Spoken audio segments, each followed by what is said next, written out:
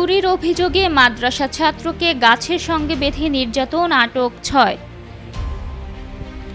কুষ্টিয়ায় মুদি দোকানে চুরির অভিযোগে ১১ বছর বয়সী এক মাদ্রাসা ছাত্রকে গাছের সঙ্গে বেঁধে নির্যাতনের অভিযোগ পাওয়া গেছে। এ সময় তার শরীরে সিগারেটের ছ্যাঁকা দেওয়া সহ মাথার চুল কেটে দেওয়া হয়েছে। এ ঘটনায় পুলিশ ৬ জনকে গ্রেফতার করেছে। সোমবার কুমারখালী নন্দনলালপুর ইউনিয়নের আলাউদ্দিন নগর এলাকায় এ ঘটনা ঘটে। গ্রেফতারকৃত ৬ জন হলেন নন্দনলালপুর ইউনিয়নের পাটুয়া গ্রামের শামসুল হক, সদর থানার ফুলতলা এলাকার মোহাম্মদ জিহাদ, মনোহার শেখ মুনা, মোহাম্মদ সুলাইমান, মোহাম্মদ রিফাত। এদিকে অপরজন অপ্রাপ্ত বয়স্ক হওয়ায় তার পরিচয় প্রকাশ করেনি পুলিশ। মাদ্রাসা ছাত্র রাজবাড়ী জেলার পাংশা উপজেলার শিমুলিয়া গ্রামের বাসিন্দা এবং কুষ্টিয়া মাদ্রাসাতুল আবরার মাদ্রাসার হাফেজিয়া কওমির ছাত্র।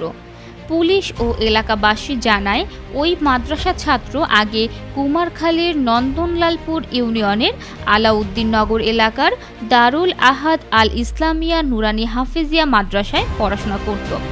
গত রোববার রাতে ওই ছাত্র বর্তমান মাদ্রাসা থেকে পালিয়ে পূর্বের মাদ্রাসা আলাউদ্দিন নগরে আসে। ওই দিন রাতেই সোলাইমানের মুদি দোকানের টিনের বেড়া কেটে বিস্কিট, জুস ও খাবার খায় ওই ছাত্র। সে সময় আসামিরা টের পেয়ে ওই মাদ্রাসা ছাত্রকে গাছের সঙ্গে বেঁধে ব্যাপকভাবে মারধর করে।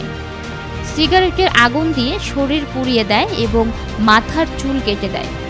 এমন নির্মম নির্যাতন চলে সোমবার সকাল ৯টা পর্যন্ত। এরপর খবর পেয়ে ওই ছাত্রের মা তাকে উদ্ধার করেন। এ ঘটনায় সোমবার দিবাগত রাত ১২টার পর ৬ জনকে আসামি করে কুমারখালী থানায় মামলা করেন ওই ছাত্রের মা। রাতেই আসামিদের গ্রেফতার করে পুলিশ। পরে মঙ্গলবার সকালে তাদের আদালতের মাধ্যমে কারাগারে পাঠানো হয়। ছাত্রের মা বলেন, আমার ছেলে ক্ষুধা মেটানোর জন্য দোকানে ঢুকে বিস্কিট ও জুস খেয়েছিল। সেজন্য তাকে চুরির অপরাধে গাছে বেঁধে ব্যাপক মারধর করেছে। সিগারেটের ছ্যাঁকা দেওয়া সহ মাথার চুল কেটে দিয়েছে। আমি এই নির্যাতনের সুষ্ঠু বিচারের আশায় থানায় মামলা করেছি। মারধর ও চুল কাটার ঘটনা স্বীকার করে অভিযুক্ত দোকানের ছেলে জাহিদুল ইসলাম বলেন, দোকানে ঢুকে চুরি করায় তাকে হাতে নাতে ধরে মারধর করা হয়েছিল। স্থানীয় ছেলে পেলে চুল কেটেছিল, তবে এই চুল কাটাটাই সবচেয়ে বড় অপরাধ হয়ে দাঁড়িয়েছে। এটা ভুল হয়েছে। কুমারখালী থানার পরিদর্শক সুকল্যাণ বিশ্বাস বলেন, ছাত্রের মা থানায় মামলা করেছেন। মামলায় ৬ জনকে গ্রেফতার করে আদালতের মাধ্যমে কারাগারে পাঠানো হয়েছে।